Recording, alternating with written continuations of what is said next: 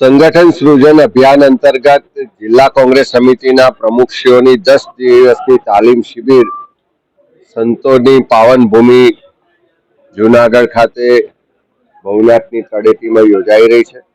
એના શુભારંભ પ્રસંગે અમારા રાષ્ટ્રીય અધ્યક્ષ આદરણીય મલ્લિકાર્જુન ખરગે સાહેબે એની શરૂઆત કરી હતી અને આજે વિપક્ષના નેતા અને જનનેતા રાહુલ ગાંધીજીએ પણ આ શિબિરમાં લગભગ 4 કલાક જેટલો સમય આપી અને જિલ્લા પ્રમુખશ્રીઓ સાથે ખૂબ વિસ્તૃત ચર્ચા ને સંવાદ કર્યો છે. દરેક જિલ્લા સમિતિના પ્રમુખને એક વિઝન સાથે, એક વિચાર સાથે, કોંગ્રેસની વિચારધારા જેમાં સર્વ જાતિ, સર્વ ધર્મ, સર્વ સમાજના લોકોનો સમાવેશ કરી અને બધા માટે કામ કરવાના વિચાર સાથે આગળ વધવાની પ્રેરણા એમણે આપી છે. અને ખાસ કરીને મિશન 2027ના ભાગ સ્વરૂપ અત્યારે ગુજરાતમાં જે ભાજપના શાસનથી લોકો ત્રસ્ત છે, મંદી, મોંઘવારીની, ભ્રષ્ટાચારથી ત્રસ્ત છે, ભય, ભૂખ અને ભ્રષ્ટાચાર વધી રહ્યો છે, લોકોની આઝાદી છીનવાઈ રહી છે, સંવિધાનિક અધિકારો છીનવાઈ રહ્યા છે અને વોટ ચોરીના નામે લોકશાહી ખતમ થઈ જાય એવી સ્થિતિનું નિર્માણ છે.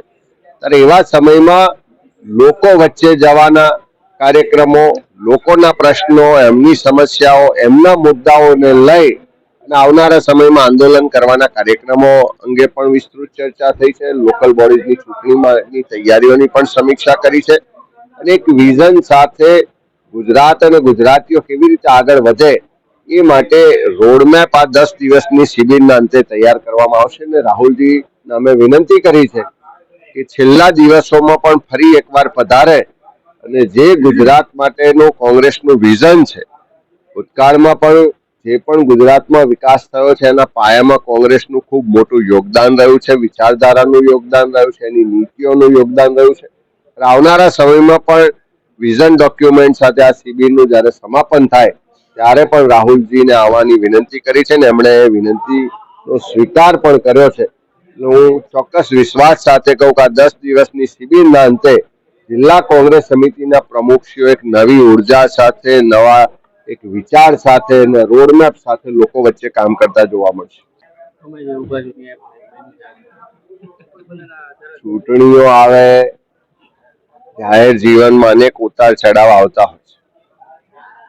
અનેક લોકો પોતાના વ્યક્તિગત સ્વાર્થ માટે જાહેર જીવનમાં કામ કરતા હોય છે.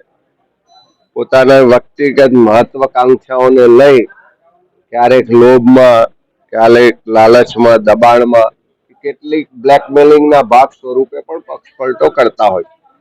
પણ ઘણા બધા લોકો એવા છે કે મહત્વાકાંક્ષાને લઈ અને પાર્ટીએ વર્ષો સુધી ખૂબ આપ્યું છે, ખૂબ મોટા પદો પર એમને પાર્ટીએ ઓળખ આપી છે અને પાર્ટી થકી જેની ઓળખ થઈ છે એવા લોકોએ પણ પક્ષ છોડ્યો છે.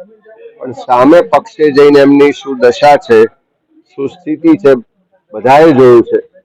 આજની સ્થિતિમાં ભારતીય જનતા પાર્ટીમાં જે આંતરિક વિખવાદ છે, એક રીતે કહીએ તો એક ગેંગવોર ચાલી રહી છે આંતરિક. એ સ્થિતિમાં ગુજરાતના લોકો પણ હવે આ શાસનથી ત્રસ્ત છે. કાયદો વ્યવસ્થાની પરિસ્થિતિ પડી ભાગી છે. યુવાઓને મોંઘું શિક્ષણ લીધા પછી રોજગાર નથી મળ્યો. ખેડૂતો આર્થિક રીતે પાયમાલ છે. મહિલાઓની સુરક્ષાના પ્રશ્નો છે, જળ જંગલ જમીનના પ્રશ્નો છે. આ બધા જ ક્ષેત્રમાં સરકાર સરેઆમ નિષ્ફળ નીવડી છે. અધિકારીનું રાજ અને કમિશન રાજ ગુજરાતમાં ચાલે છે.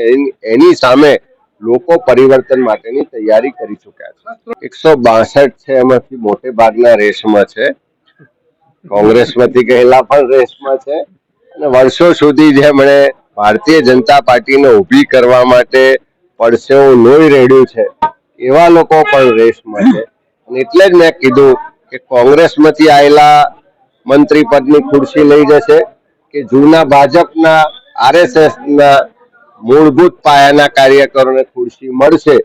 એની લડાઈ લાંબા સમયથી ચાલે, પણ પેલું ગાજર બહુ લાંબા સમયથી લટકેલું છે અને ક્યારે કોઈને લાભ મળશે એની આશામાં બધા લાલચમાં બેઠા છે. પણ હું માનું છું કે મંત્રીમંડળમાં ફેરફાર થાય, કોઈને મંત્રી પદ મળે કે ના મળે, પણ આ સરકારમાં સામાન્ય ગુજરાતીની ચિંતા થતી નથી.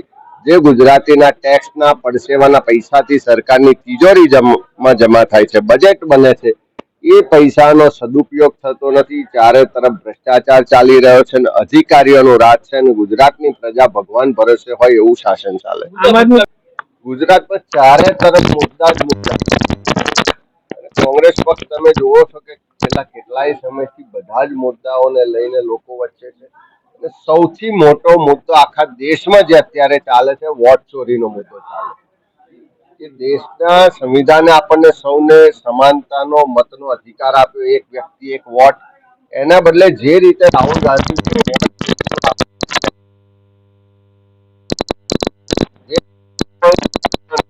લોકસભામાં 84 વિધાનસભાના આંકડાઓ સાથે પુરાવા સાથે કેવી રીતે વોટ ચોરી થાય છે એ હકીકતો રજૂ કરી. એટલે એનો સ્પષ્ટ મતલબ છે કે વોટ ચોરી કરીને સત્તા મેળવી લેવી અને ફરી ખેડૂતોને પણ ભૂલી જવા, યુવાનોને પણ ભૂલી જવા, મહિલાઓની પણ દરકાર નહીં કરવી, કોઈ વર્ગ વિસ્તારની દરકાર નહીં કરવી, ફક્ત ને ફક્ત ચૂંટણીઓ જીતવા માટે વોટ ચોરી કે બીજા જે સામ દામ દંડ ભેદની નીતિ અપનાવી એ શાસન ચાલી રહ્યું છે. પણ આ હવે લાંબુ નહીં ચાલે.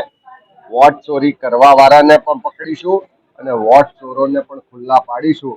અને પ્રજામાંથી જે સૂત્ર આવ્યું છે વોટ ચોર ગદ્દી છોડ, એ સૂત્ર આવનારા દિવસોમાં ગુજરાતમાં પણ ચાલશે.